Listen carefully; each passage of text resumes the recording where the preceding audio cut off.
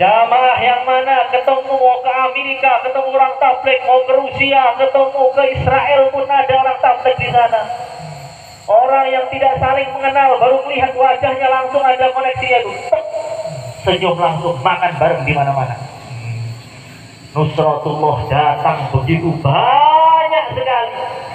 Sampai ditulis itu di koran-koran orang Israel ini adalah monster-monster akhir zaman.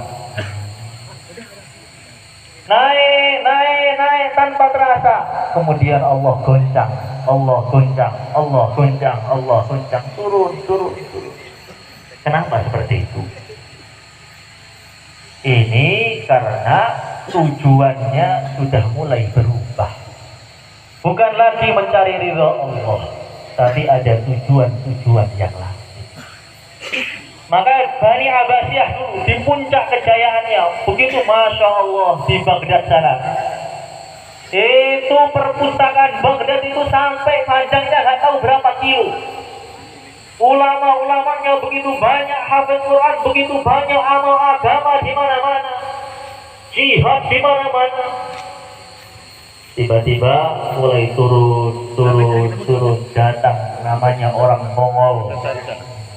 Keturunan Genghis Khan, Hulagukan datang membantai orang Islam di Baghdad sampai sungai-sungai di Baghdad berubah warnanya menjadi sungai darah. Rajanya itu diletakkan di bawah karpet, diinjak-injak sampai mati. Perpustakaannya dibakar. Maka Hulagukan itu pengen jumpa dengan pimpinan umat Islam. Ya, orang-orang Mongol ini orang yang perangnya itu luar biasa hebatnya. Dia bikin perkemahan di luar Baghdad sana.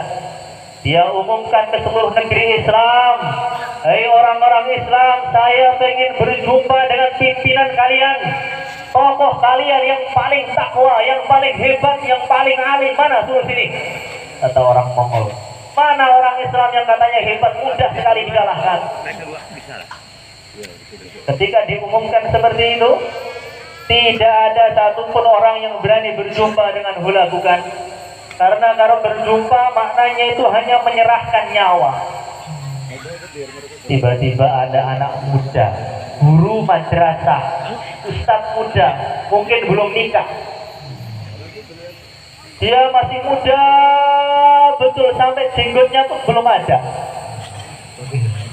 Oh, saya sudah tua. Ini tak muda beda. Dia datang ke sana, Masya Allah, membawa unta. Yang kedua dia datang membawa kambing. Yang ketiga dia datang membawa ayam jago. Datang ke tempat perkemahan orang Mongol yang mana pemakan manusia ini. Dia datang ke sana, masuk itu, dilaporkan, Tuan Hulagu, ini sudah datang orang Islam, pimpinannya sudah datang, ingin berjumpa dengan Tuan. Silakan masuk. Suruh dia masuk. Ketika masuk, apa yang dilihat? Itu kepala orang Islam itu, khalifah, kepala Islam sudah diambil, ditata itu rata, tengkorak kepala umat Islam semua. Ketika anak muda tadi datang, Hulagu itu kagetnya luar biasa. Dilihat dari ujung rambut sampai ujung kaki, naik ke atas, ke bawah, bermenit-menit, bahkan 1 jam mungkin. Permata, intan datang ke Baghdad dengan begitu hinanya, budak-budak ribuan ditaklukkan. Ketika dunia sudah mulai banyak, tujuan mereka sudah mulai berubah. Tidak lagi mencari ridha Allah lagi. Tujuan mereka sudah mulai dunia, tidak mensyukuri lagi ilmu agama, tidak adab lagi dengan Al-Quran. Itu Al-Quran diletakkan di bawah, kaki mereka seenaknya menghadap pada Al-Quran, baca Al-Quran diletakkan di bawah. Ketika orang sudah mulai tidak adab dengan agama, sudah tidak syukuri lagi agama ini, sudah tidak lagi ikhlas, ketika itu Allah datangkan Tuhan untuk mengambil nikmat-nikmat agama itu dari kami. Tapi kalau kami sudah mulai nguruskan niat lagi, Kami luruskan niat lagi, bukan apa-apa lagi, karena Allah, bukan karena yang lain. Saat itu tidak akan lama Tuhan akan diusir oleh Allah, habis semua dari bumi kami. Maka betul, orang-orang Barat mulai meluruskan niat lagi karena Allah, mencari ridho Allah, cinta mencintai umat Islam, ditingkatkan lagi adabnya dengan Quran, ditinggikan. Masya Allah, ulama zaman dahulu itu adabnya dengan agama itu tinggi sekali. Itu Syekh Abdul Wahab Asy-Sya'rani, beliau berjalan di masjid nginjak tasbih. Ketika nginjak tasbih langsung beliau pingsan. Beliau mengatakan, ini tasbih saya gunakan untuk mendekat kepada Allah. Hari-hari zikir dengan tasbih ini kok saya injak dengan kaki saya. Langsung pingsan di tempat. Al-Imam Al-Bukhari yang kita baca hari-hari kitabnya itu, Al-Imam Al-Bukhari yang hadisnya sudah dipelajari 1000 tahun lebih itu, beliau tengah-tengah bayan ada jatuh itu jenggot beliau satu biji, satu helai. Langsung berhenti dicari dulu jenggotnya itu sampai ketemu, takut ngotori masjid dari jenggotnya tadi. Masya Allah, bagaimana adabnya para ulama zaman dahulu.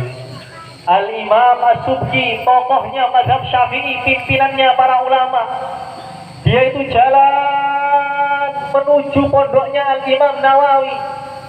Ketika dia jalan, ada berita Imam Nawawi sudah wafat.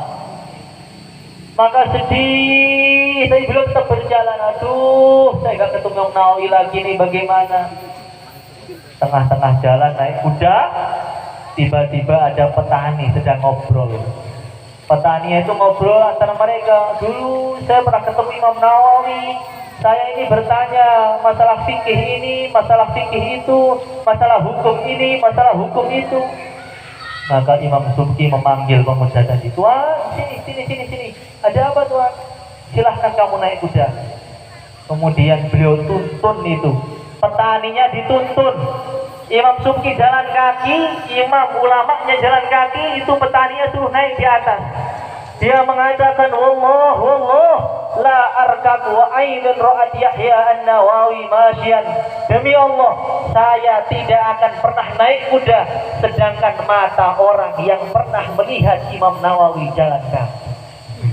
Bukan Imam Nawawinya, bukan, matanya orang yang pernah melihat Imam Nawawi. Maka Al-Imam As-Subki beliau datang itu ke pondoknya Imam Nawawi. Sampai pondoknya, apa yang dia kerjakan? Itu pintu-pintunya itu diciumi, lantai-lantainya diciumi, imamannya diciumi, sejadahnya diciumi, bahkan tanah-tanahnya diciumi. Beliau mengatakan, wa fi daril hadits latifu ma'nan usalli fi jawanibiha wa awi asani an amassa bi khurri wajhi maka